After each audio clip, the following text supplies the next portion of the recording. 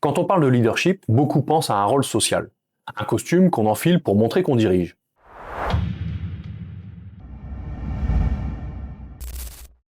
Mais le vrai leadership ne vient jamais d'un rôle, il vient d'une identité.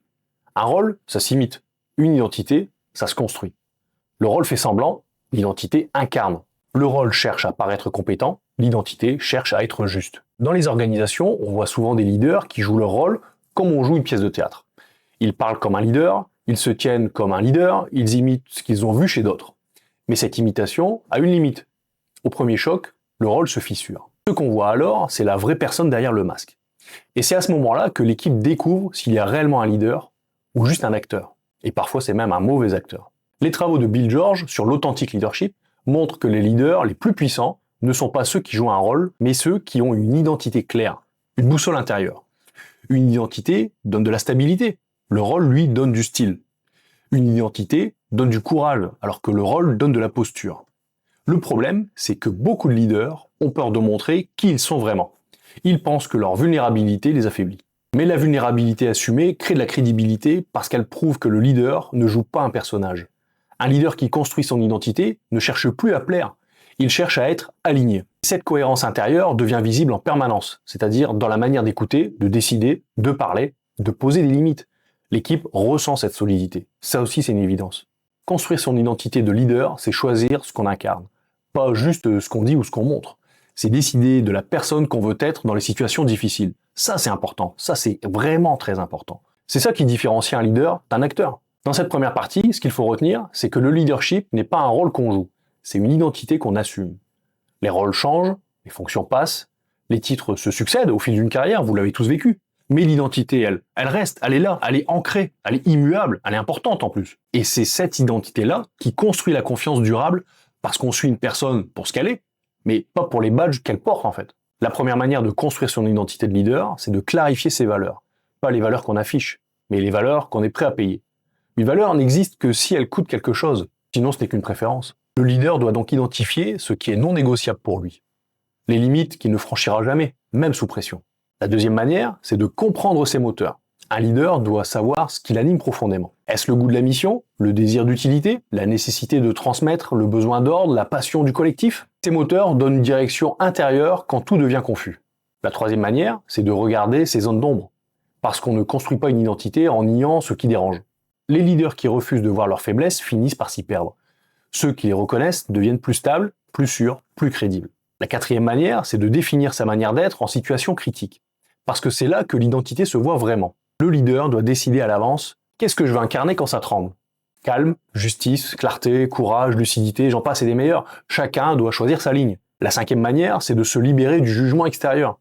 L'identité ne peut pas se construire si on est prisonnier du regard des autres. Le leader doit accepter que certains ne l'aimeront pas, c'est le jeu. Ce n'est pas un problème, un leader n'est pas là pour être aimé. On ne vient pas chercher des amis au travail, c'est des collègues. La sixième manière, c'est de se parler proprement. L'identité se construit aussi dans le discours intérieur. Un leader qui ne dénigre pas se fragilise. Un leader qui se ment se perd. La septième manière, c'est d'assumer son histoire. Les leaders solides ne renient pas leur parcours. Ils l'intègrent, ils en sont fiers, ils rebondissent dessus, ils ont capitalisé sur des compétences. Les succès comme les fractures, les réussites comme les doutes, ce sont ces expériences-là qui donnent de l'épaisseur. La huitième manière, c'est de pratiquer l'alignement. Un leader aligné dit ce qu'il pense et fait ce qu'il dit. Cet alignement construit une identité lisible, et une identité lisible donne une autorité naturelle. C'est de la congruence, ça aussi on l'a déjà vu. La neuvième manière, c'est de poser des limites claires, parce que l'identité se voit dans ce que l'on refuse. Refuser le manque de respect, refuser la manipulation, refuser l'injustice. Ces refus sculptent l'identité plus que n'importe quelle déclaration. La dixième manière, enfin, c'est de tenir dans le temps. On ne construit pas une identité en 3 semaines, vous vous en doutez bien. On la construit par cohérence, jour après jour, par de petits choix justes, répétés, qui deviennent un style de vie.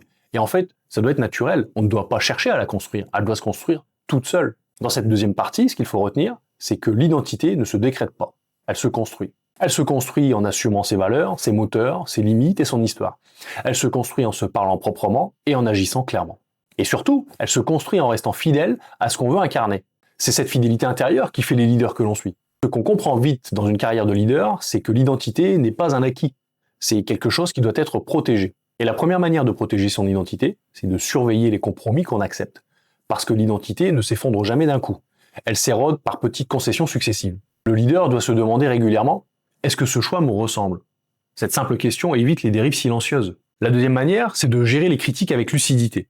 Un leader exposé sera forcément critiqué. Ça fait partie du jeu.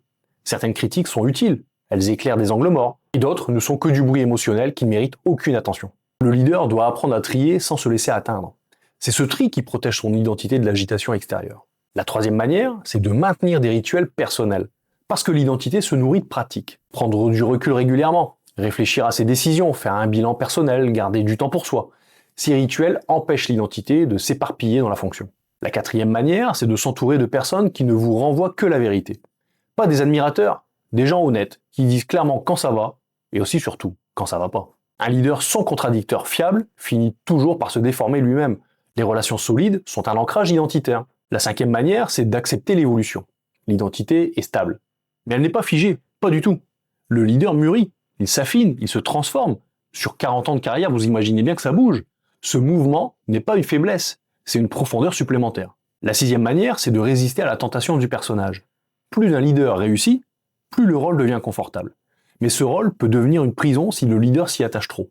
On finit par jouer à être soi-même. Pour protéger son identité, il faut être capable de dire « je ne sais pas, j'ai eu tort, on va faire autrement ». Ces petites phrases maintiennent une vraie humanité. La septième manière, c'est de revenir souvent à sa mission personnelle. Pourquoi ai-je choisi de diriger? À quoi je veux contribuer réellement? Qu'est-ce qu'on attend de moi? Ces questions gardent le leader ancré dans le sens. Et sans sens, l'identité finit forcément par se creuser. La huitième manière maintenant, c'est de s'exposer volontairement à des moments de vérité. Et oui, il faut se mettre un peu en danger quand même. Les situations difficiles révèlent toujours quelque chose. Le leader doit accepter ces tensions comme des tests utiles. Elles renforcent la colonne vertébrale. La neuvième manière, c'est de tenir sa ligne même sous pression. Parce que c'est dans les moments de turbulence que l'équipe voit qui est vraiment le leader. Tenir sa ligne crée une autorité tranquille. C'est cette autorité-là qui inspire. La dixième manière, enfin, c'est de cultiver une forme de paix intérieure. Pas de la passivité, une stabilité. Un leader qui a trouvé cette tranquillité devient presque inébranlable. Ses décisions sont plus justes, son regard plus clair, son action plus cohérente. On a un leader stable au feu. Dans cette vidéo, ce qu'il faut donc retenir, c'est qu'une identité de leader n'est pas un concept abstrait. C'est une force intérieure. Une force qui se construit, qui se protège et qui s'incarne. Une force qui résiste aux pressions, aux critiques et au rôle que la fonction impose. Et surtout, une force qui donne envie aux autres de suivre. Parce qu'un leader aligné éclaire, même quand il ne parle pas.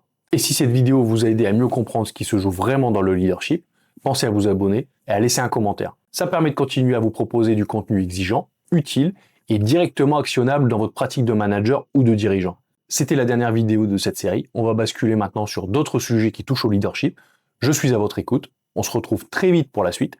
Et d'ici là, prenez soin de votre leadership parce que c'est votre meilleur outil pour faire grandir les autres et pour continuer à grandir vous-même. À très vite.